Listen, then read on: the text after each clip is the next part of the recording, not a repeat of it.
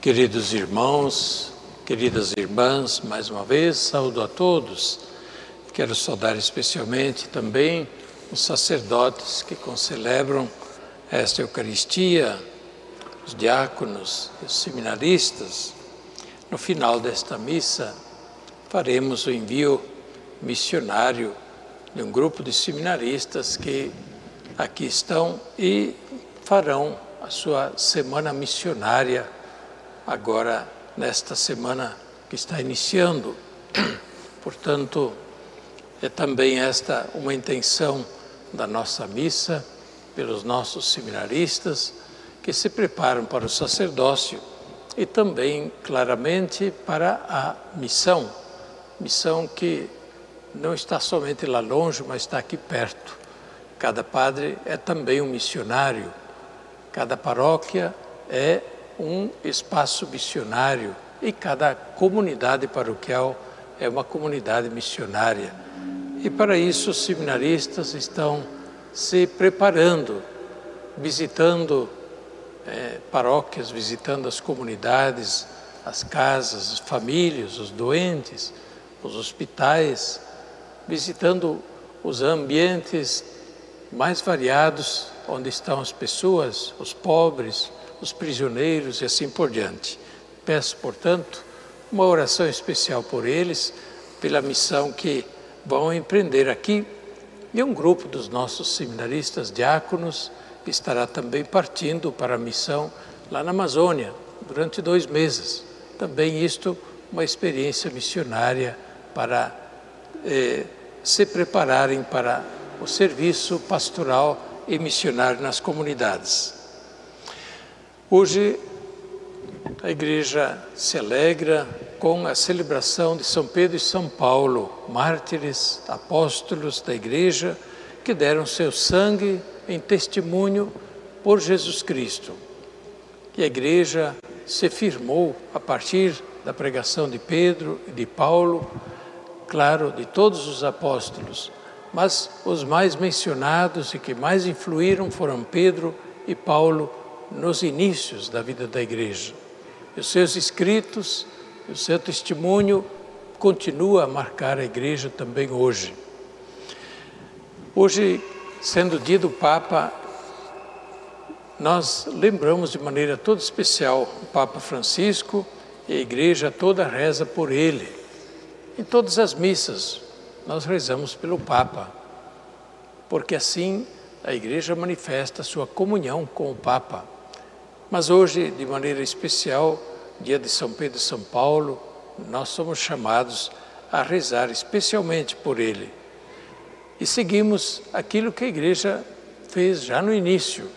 Ouvimos a primeira leitura, como quando Pedro estava na prisão, Herodes havia mandado prender a Pedro, já tinha mandado matar Tiago e certamente queria matar Pedro também. Diz o texto dos Atos dos Apóstolos, a Igreja rezava continuamente por Pedro. A Igreja rezava continuamente por Pedro. E Pedro foi libertado de maneira maravilhosa da prisão, como lemos na primeira leitura desta missa. Rezar continuamente por Pedro continuou depois ao longo de toda a história na Igreja e hoje também. A Igreja reza continuamente pelo sucessor de Pedro, para que Deus o sustente na sua missão, para que lhe dê força, discernimento, a graça do Espírito Santo para conduzir a Igreja nos caminhos do Evangelho. De fato, a Pedro foi dada esta autoridade, o poder das chaves, que significa autoridade, sim, de ligar, desligar, mas também de decidir aquilo que a Igreja precisa fazer e como ela se deve conduzir. Jesus escolheu Pedro. No Evangelho vimos como em certo momento Jesus pede aos apóstolos sobre o que diz o povo a respeito dele, Jesus. E vários apóstolos respondem, reportando aquilo que o povo fala a respeito de Jesus. Mas Jesus quer saber deles, dos apóstolos, o que vocês pensam de mim? E Pedro, em nome de todos, faz a profissão de fé verdadeira. Tu és o Cristo de Deus, tu és o ungido de Deus, o Cristo, o Filho de Deus vivo. E Jesus confirma: feliz és tu, Pedro, porque não foi um ser humano que te revelou isto, mas foi o Pai do céu. Como a dizer: Pedro, tu disseste bem, eu sou isto.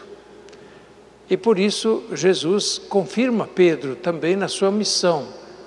Eu, sobre esta pedra, Pedro, pedra, edificarei a minha igreja, e as portas do inferno não vão prevalecer contra ela.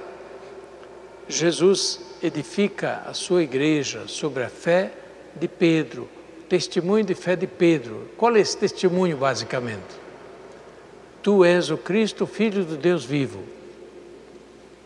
Sobre esta fé se edifica a igreja.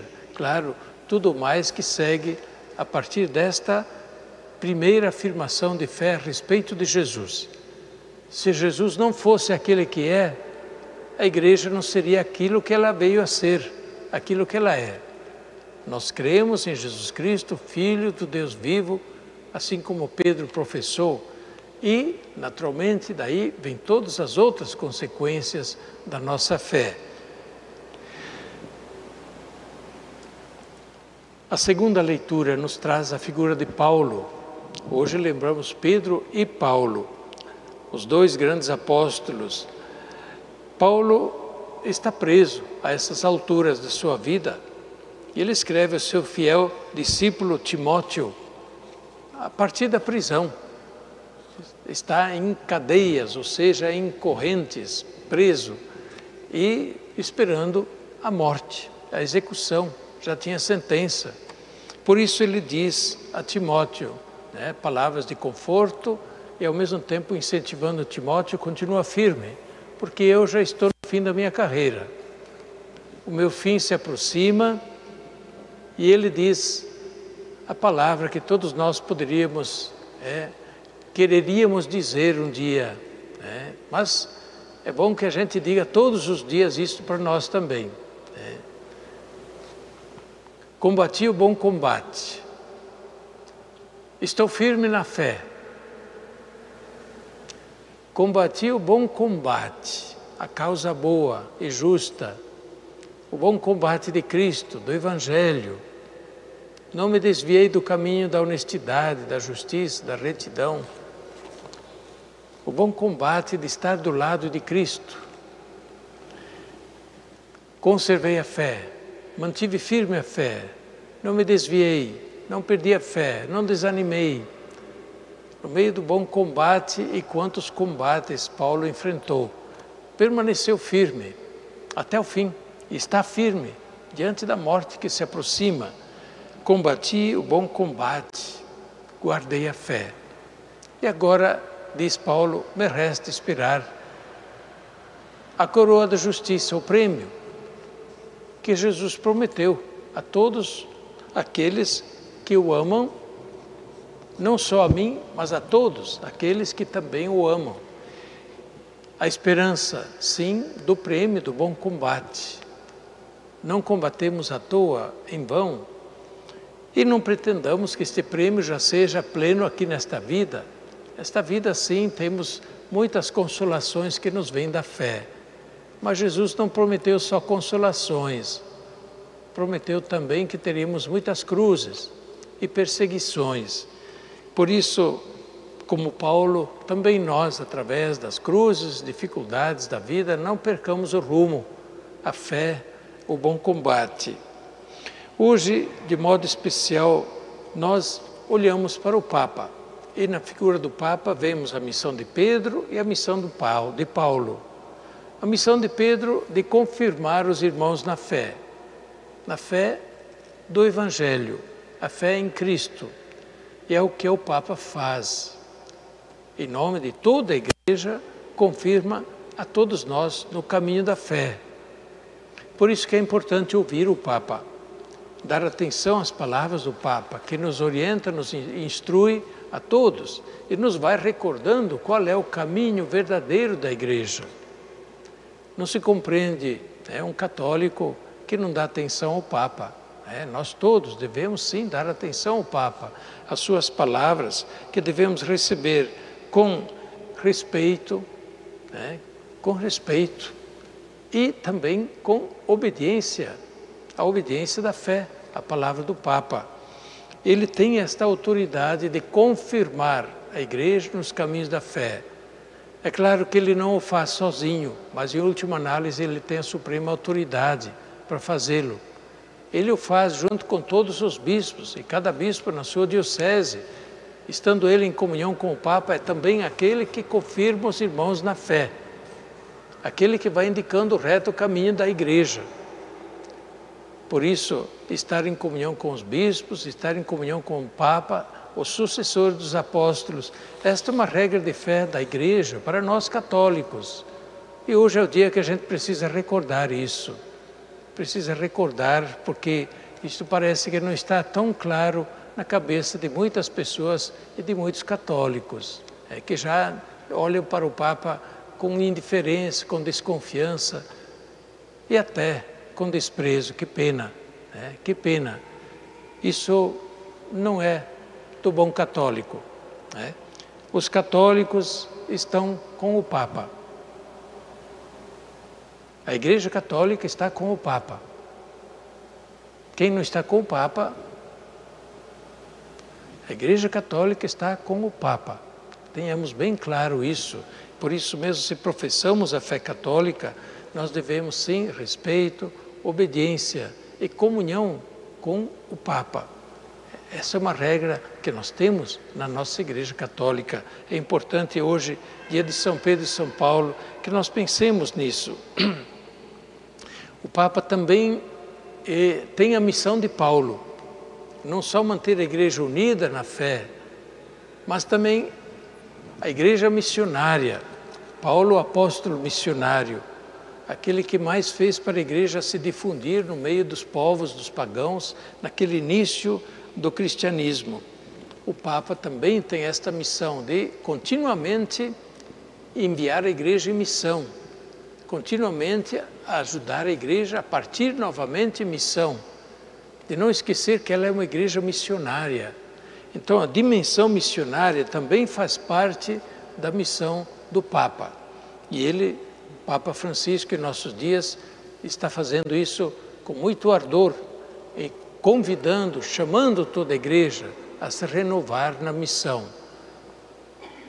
Com a renovação na missão, a Igreja se renova por dentro, se renova, ganha sangue novo, espírito novo e recobra também o fervor no Evangelho.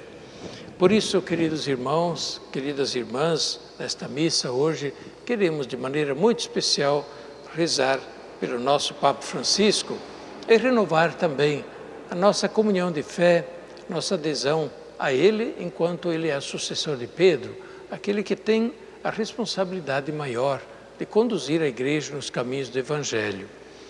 Que Deus o acompanhe e fortaleça também em suas dificuldades, os seus sofrimentos, que recupere bem a saúde, que possa continuar a conduzir a Igreja com segurança e nos caminhos que a renovem segundo o Evangelho de Cristo. Amém.